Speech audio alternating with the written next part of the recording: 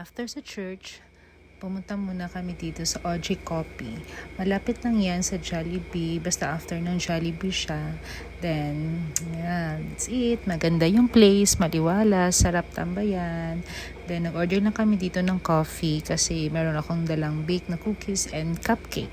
Yun, na maganda yung place, malinis, tapos meron ding CR. So, kung if ever magta-travel kayo dito, papunta like ng Boracay, ganun, pwede kayo dito maka-stop at mag-drink ng coffee niyo. So, nice place. Thank you, OG Coffee.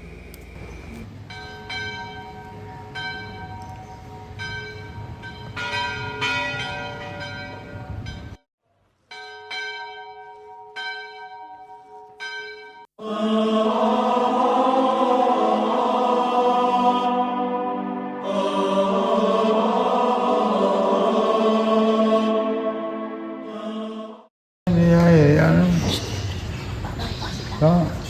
Kung may niyayayaan.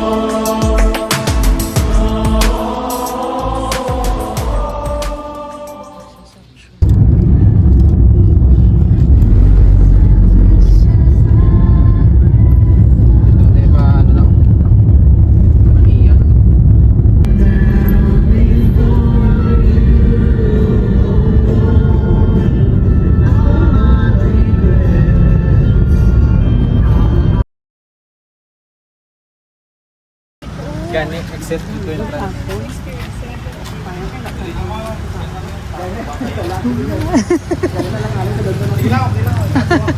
Bag, first time.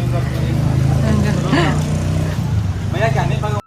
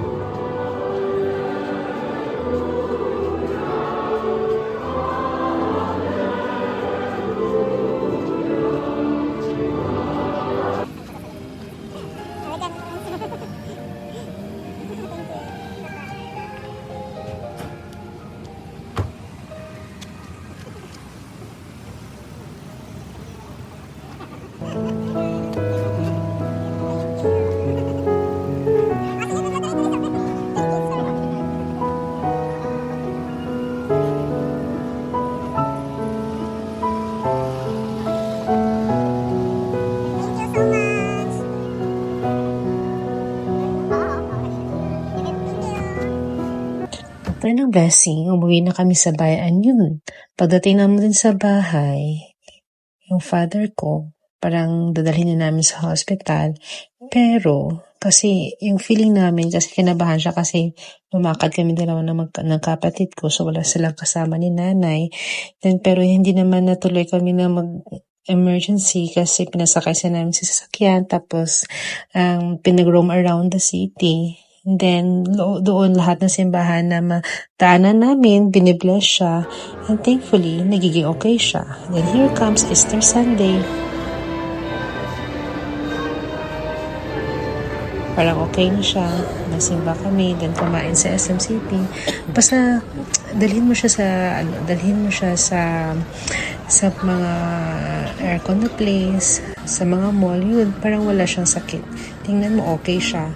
And then, pumunta kami ng Crocs dito, mamaya, matingnan nyo, kung ano yung reaction niya. Okay. Tingnan nyo, parang wala na nangyari, no? Parang hindi lang kami nagkaroon ng emergency the day before na parang dadalhin na siya namin sa hospital. Dito, parang wala lang. Siguro, as mga senior na, ito po, na parang ano na yun sa mind, parang tumatak na yun sa mind niya, yung Crocs na green. Kahit until now, ilang ulit niya pa rin sabihin sa amin na gusto niya bilhin yung Crocs na green. Soon, tatay, sana lahat ng mga laboratory result in the coming days is magiging okay na walang major problem. Parang pagbigyan siya ng gusto niya. But thank you Lord still, kahit sa ganun, nagiging alerto pa rin yung isip niya and able pa rin siya maglakad, basta salamat lahat sa Diyos. Ang faith ng kay Lord. Tingnan nyo. Oh. Parang hindi lang siya nag-tantrums or nagkasakit. Wala lang. Yun yung gusto niya sa buhay. Look at him. I really like the Crocs. Crocs na green. Ito, pinatry sa kanya ng kapatid ko. May ambo ka naman ng tennis mo, hindi mo naman masuksok. Tingnan nyo. Okay. Bagay naman. See? Bagay na bagay sa kanya. Soon, ipag-pray natin na magiging normal ang lahat. Ay, seniors love. Kaya sa mga kapwa ko dyan na natitake care din sa mga seniors nila na mga parents, God bless us all. Sometimes, the situation is okay. Sometimes, hindi. But, let's have faith na lang sa Lord. Na everything will be okay. And lahat na nangyayari sa buhay, may purpose talaga. O, see? Parang hindi niya na yan gusto. Pero hindi namin yan binili, guys. Mas maraming priority. Kaya ganyan sila. Okay, go enjoy sila. Pauwi na din kami dyan. Thank you everyone. This ends our Holy Week special. Bye! Please watch our vlog. Thank you.